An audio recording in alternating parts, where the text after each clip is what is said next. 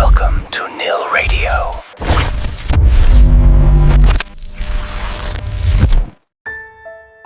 শীতের শেষ সপ্তাহ, রাতের হাওয়ায় জলকণা মিশে থাকে।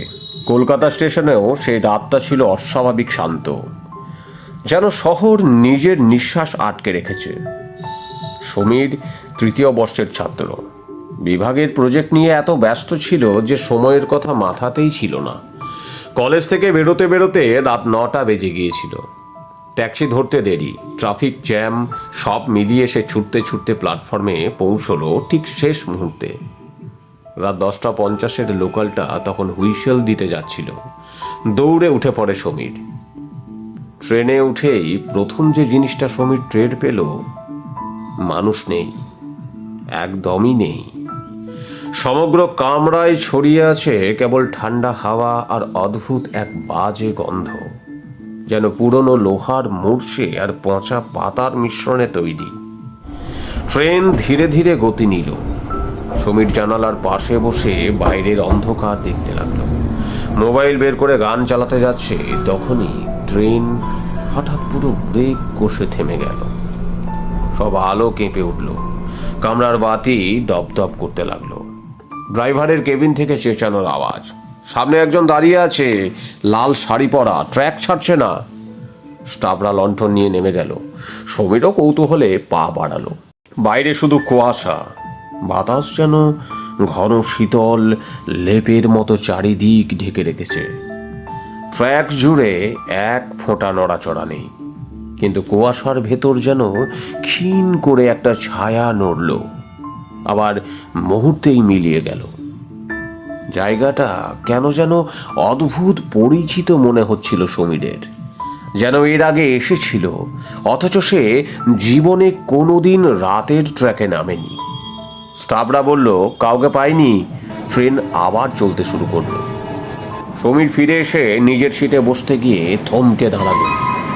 তার সিটে একজন বসে আছে, মহিলা, লাল বেনারসি পরা, চুল নেমে আছে কাঁধের নিচে। আলোর দপদপে তার শরীরটা কখনো দেখা যাচ্ছে, কখনো আবার অদৃশ্য। সমীর কাঁপা গলায় বলল, ম্যাডাম বসেছেন? আমি আমি এই সিটেই।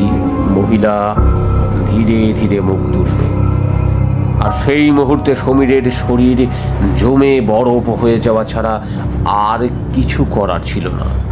তার গালের অর্ধেকটাই নেই, চোখ দুটি গভীর গহ্বরের মতো, ভেতরে নীলচে ধোঁয়া ঘোরে। ঠোঁট নেই, দুই চোয়ালের মাঝে থেকে কালো তরল ছড়ে ফোঁটা ফোঁটা। ফিসফিস করে সে বলল, তুমি আমার দিকে তাকিয়ে কেন নামতে গেলে? যারা দেখে তারা কখনো বাঁচে না। হঠাৎ বাতি নিভে গেল। সমীর চেঁচিয়ে উঠল, এক বরফ ঠান্ডা হাত তার কবজি চেপে ধরল। মহিলা তাকে টেনে নিয়ে গেল কামরার মাঝামাঝি। চারদিক অন্ধকার, কেবল মাঝে মাঝে নীলচে ফ্ল্যাশে মহিলার ছেঁড়া মুখ দেখা যাচ্ছে। সমীর কাঁপছে। আপনি কে? মহিলার মুখে যেন একটা অদ্ভুত হাসি ফুটে উঠল।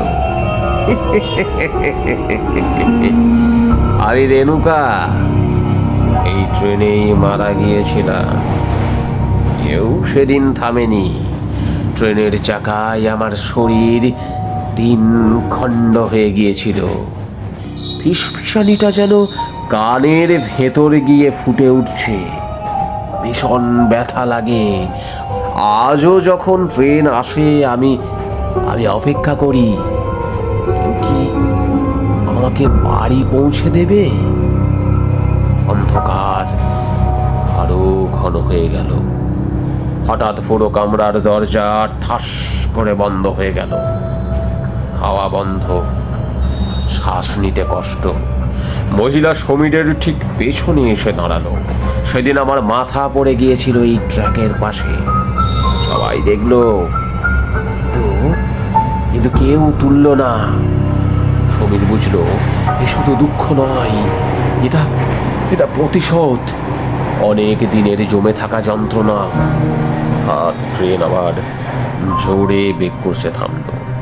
বাইরে গার্ডের আওয়াজ, ছেলেটা কোথায়? জোরে দরজা খুলে সবাই ঢুকলো। সমীর স্টেশনের মেঝেতে পড়ে আছে, অজ্ঞান, কিন্তু তার হাতের ওপর লাল শাড়ির ছেঁড়া একটা টুকরো পেঁচানো, আর সিটের ওপর কালো রক্ত জমাট দাগ। সমীর গান ফিরে চিৎকার করে উঠেছিল, কিন্তু তাকে কিছুতেই বিশ্বাস করানো যায়নি যে সে মহিলা দেখেছে। রেলের লোকেরা জানালো এটা 12 বছর পুরনো ঘটনা। রেণুকা নামে এক গৃহবধূ আত্মহত্যা করেছিল এই ট্র্যাকে। সেই থেকে মাঝে মাঝে লাল শাড়ির মহিলা দেখার রিপোর্ট আছে। সমীর ভয়ে বলল, আমি তার মুখ দেখেছি, খুব কাছে থেকে। রেলগার্ড চুপ করে থাকলো, তারপর ধীরে বলল, যারা তাকে এতটা কাছে থেকে দেখে তারা সাধারণত ফিরতে পারে না। সমীর কেঁপে উঠল। হাতের উপর তখনও লাল শাড়ির টুকরোটা ঝুলে আছে যেন। সেদিনের রাতের পরে সমীর আর কোনো দিন লোকাল ট্রেন ধরেনি, কিন্তু মাঝে মাঝে রাত এসে জেগে ওঠে। জানালার বাইরে কুয়াশার মধ্যে যেন একজন লাল শাড়ির মহিলা দাঁড়িয়ে থাকে আর ফিস ফিস করে বলে, আমাকে বাড়ি পৌঁছে দেবে।